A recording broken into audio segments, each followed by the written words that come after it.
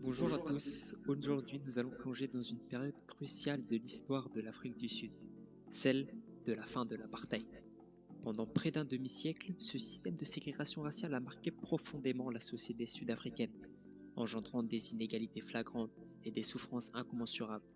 Aujourd'hui, à l'aide de cette vidéo, nous allons retracer le chemin qui a mené à cette période charnière, explorer les acteurs clés qui ont défié l'oppression et découvrir les conséquences de cette lutte pour la justice et l'égalité.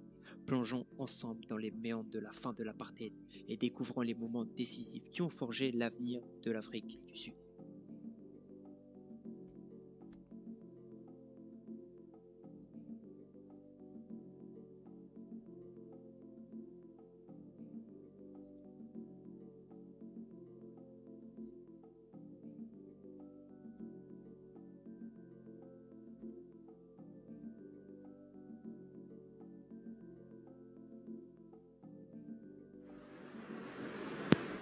Donc avant d'entamer le sujet sur la fin de l'apartheid, nous allons revenir sur l'origine de l'Afrique du Sud.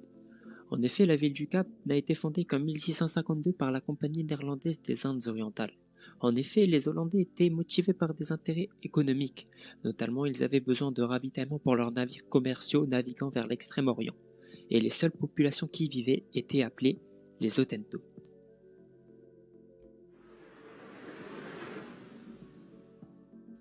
Par la suite, on peut voir qu'en 1795, une flotte britannique est arrivée au Cap et a rapidement pris le contrôle de la colonie, chassant les Néerlandais de leur poste. Cet événement marqua le début d'une domination britannique dans la région et a eu des conséquences durables sur l'évolution de l'Afrique du Sud. En effet, les Britanniques apportèrent avec eux leurs lois, leurs institutions, leurs influences culturelles, et en 1815, le Cap a été annexé par les Anglais. Et par la suite, je vais vous parler du Grand Trek qui s'est déroulé en 1835, qui a été un épisode historique majeur en Afrique du Sud, car il y a eu une migration massive des milliers de colons afrikaners, c'est-à-dire les descendants des colons néerlandais, à travers les terres antérieures de l'Afrique du Sud, car les afrikaners étaient mécontents de cette domination britannique et voulaient chercher à échapper à cette influence britannique en créant leur propre république, avec leur propre agriculture, mais sur le coup, cette migration n'affecta pas les Anglais, qui les laissa filer. Donc par la suite, nous avons la première guerre des bourses qui a duré de 1980 à 1981, qui a opposé les colons afrikaners, appelés bourses parce qu'ils sont d'ascendance néerlandaise, aux forces britanniques. En fait, les forces britanniques ont trouvé des gisements d'or et de diamants dans les territoires bourses, ce qui leur a attiré l'attention, surtout qu'à la base, ils étaient venus pour des raisons économiques. Donc ils ont attaqué des territoires comme le Transvaal et l'Orange, mais cette guerre s'est terminée par un accord de paix. Par la suite, il est important de noter que la première guerre des bourses a été suivie par la seconde guerre des bourses, cette fois de 1899 à 1902, qui a connu une résistance bourse beaucoup plus féroce, mais qui a finalement abouti à la défaite de ces républiques bourses, et donc à l'annexion de leur territoire par l'occupation britannique, et donc ils ont perdu en quelque sorte leur indépendance. Après cette victoire britannique, les Européens blancs mettent fin à leur querelle et s'associent pour former en 1910 l'Union de l'Afrique du Sud. Par ailleurs, dans le même temps, les Africains noirs créent l'ANC en 1912, le African National Congress, pour lutter justement contre cette domination européenne.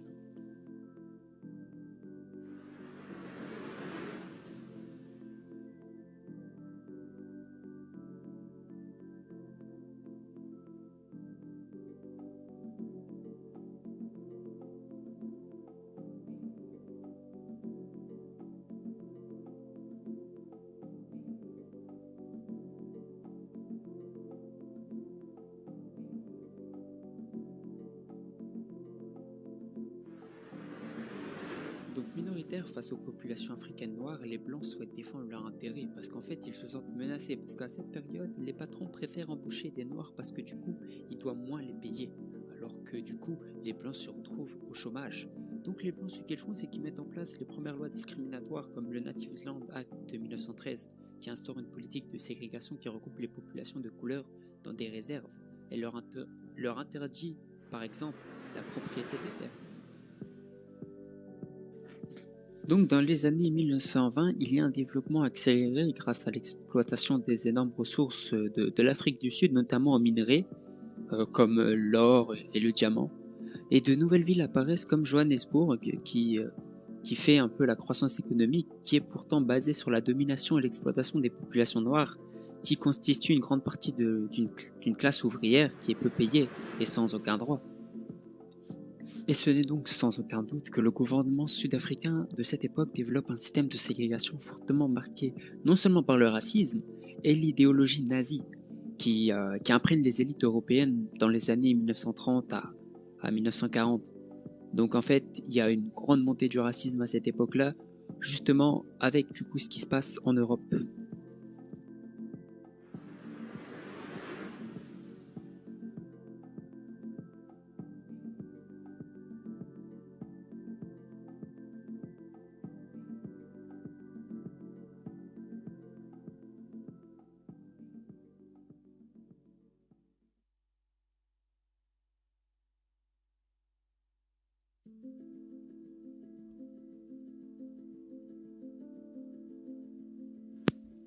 Suite à la Seconde Guerre mondiale, l'année 1948 marque l'entrée officielle des lois instaurant l'apartheid.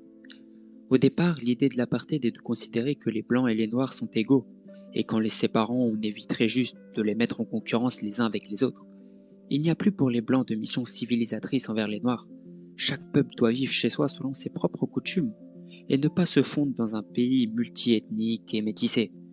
C'est ce qui entraîne la création des Bantoustans, qui sont des sortes de régions autonomes dédiées aux Noirs, selon leur ethnie. Donc, pour bien expliquer, du coup, ces lois qui sont mises en place à cette époque-là, je vais vous faire écouter les paroles de Hendrik Verwoerd, qui est le Premier ministre et père de l'apartheid à cette période-là.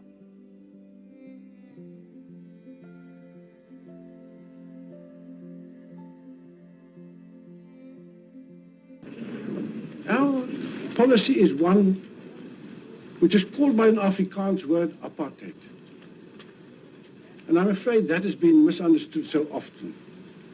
It could just as easily, and perhaps much better, be described as a policy of good neighborliness, accepting that there are differences between people. But while these differences exist, and you have to acknowledge them, at the same time, you can live together, aid one another, but that it can best be done when you act as good neighbors always do.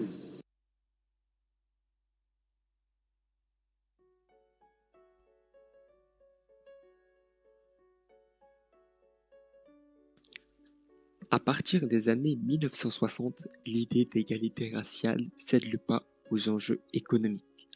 Ce qui veut dire que les blancs dominent dans tous les domaines et les noirs n'ont accès qu'à des postes subalternes. En 1961, le Premier ministre britannique critique l'apartheid, ce qui convainc les dirigeants à tenir un référendum qui aboutira au passage à la République dans le but de rompre les liens avec le Royaume-Uni.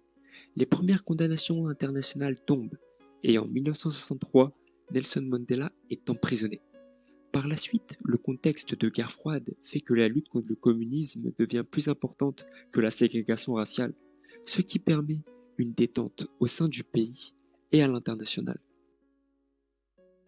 C'est donc en 1961 que le Premier ministre britannique de l'époque, Harold Macmillan, qui a prononcé un discours à Cape Town en Afrique du Sud dans lequel il a critiqué l'apartheid et dont ce discours a eu un impact très significatif puisqu'il a contribué à convaincre les dirigeants sud-africains de tenir un référendum pour rompre les liens avec le Royaume-Uni et ainsi établir une république indépendante. Donc par la suite, pour expliquer l'emprisonnement de Nelson Mandela, on peut dire qu'il a impliqué dans la lutte contre l'apartheid, là où il a organisé aussi beaucoup de grèves, où il a encouragé les travailleurs noirs à ne pas se rendre au travail et à participer à des manifestations pacifiques pour faire entendre leurs revendications. Donc il a été arrêté notamment pour ça, pour son rôle dans l'organisation de cette grève. Je vais donc vous montrer une vidéo de Nelson Mandela qui justement justifie son acte. The Africans want the franchise on the basis of one man, one vote. They want political independence. Do you see Africans being able to develop in this country without the European being pushed out? We have made it very clear in our policy that South Africa is a country of many races. There is room for all the various races in this country. Now, if Dr. Verwoerd's government doesn't give you the kind of concessions that you want sometime soon, is there any likelihood of violence? There are many people who feel that the reaction of the government to our stay at home, ordering a general mobilization, arming the white community, arresting 10,000s of Africans, the show of force throughout the country, notwithstanding our clear declaration that this campaign is being run on peaceful and non-violent lines, close the chapter as far as our methods of political struggle are concerned.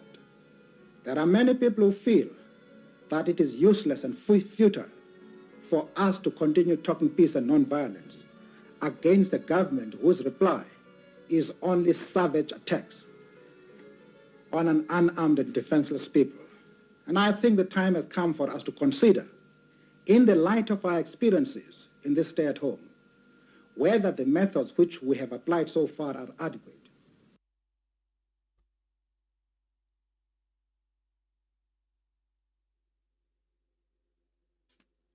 Par la suite, en 1976, les émeutes de Soweto choquent le monde entier. En effet, le régime s'enfonce dans la répression, ce qui entraîne un embargo sur les armes. Et les années 1980 voient l'explosion de la violence. Notamment l'ANC appelle à la violence et fait des attentats. Les sanctions économiques internationales se durcissent, isolant encore plus le pays et le contraignant à reformer l'apartheid. C'est alors qu'en 1989, le président Frédéric de Klerk admet l'échec de l'apartheid, notamment à cause de la démographie des Noirs bien supérieure à celle des Blancs. Mais aussi une démocratisation s'amorce avec la légalisation de l'ANC. Il y a aussi la libération en 1990 de Nelson Mandela. Le président doit faire accepter aux Blancs la domination des Noirs tout en leur garantissant une protection et la conservation de leur pouvoir économique.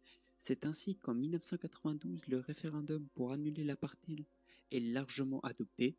Donc tout cela entraîne la levée des sanctions internationales, mais toutefois, les opposants à la dissolution de l'apartheid veulent créer un État blanc, le Volksstaat. Voilà, donc cet événement marque donc la fin de l'apartheid en Afrique du Sud. Donc pour vous rajouter un petit point culture, je vais vous rajouter du coup le concert réalisé par le fervent opposant à l'apartheid Johnny Clegg, qui lui est un Sud-Africain d'origine anglaise, qui a fait une musique sur Nelson Mandela.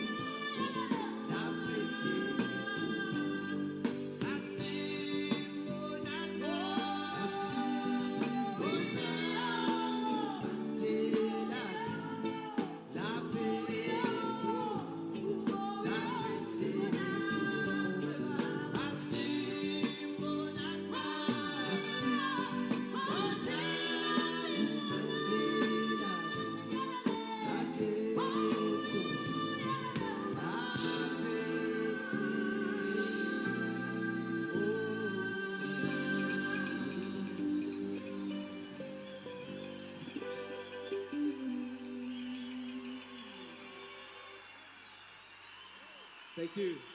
God bless you. Thank you.